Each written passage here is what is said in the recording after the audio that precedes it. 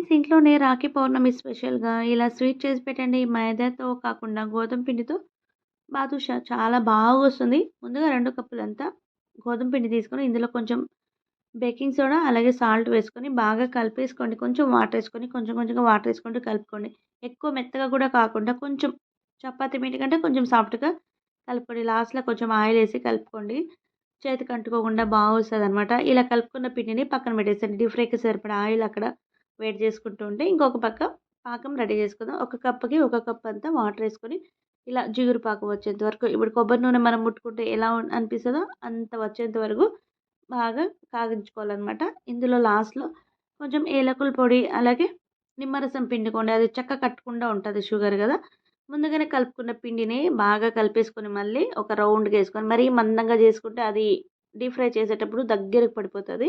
లోపల సరిగ్గా deep fry అవ్వదనమాట. కొంచెం పల్చగా మధ్యలో ఇలా హోల్ పెట్టుకొని డీప్ ఫ్రై చేసుకోండి. బాగా బ్రౌనిష్ కలర్ వచ్చేంత వరకు డీప్ ఫ్రై చేసుకోండి. హై ఫ్లేమ్‌లో పెట్టుకున్నారంటే పైనే మాడిపోతది. లోపల మాడిపోదు. పిండి పిండిగానే ఉండిపోతది. అది గుర్తుంచుకోండి. ఫుల్ వీడియో నేను ఆల్రెడీ అప్‌లోడ్ చేశాను చూడండి. ఇలా డీప్ ఫ్రై చేసుకున్న తర్వాత పాకంలో కొంచెం గోరువెచ్చగా ఉన్న పాకంలో వేసేసుకొని ఒక 10 నిమిషాలు అలాగే వదిలేస్తారంటే పర్ఫెక్ట్‌గా రెడీ అయిపోతది స్వీట్. మీరు ట్రై చేయండి. వీడియో నచ్చితే లైక్ చేసి సబ్స్క్రైబ్.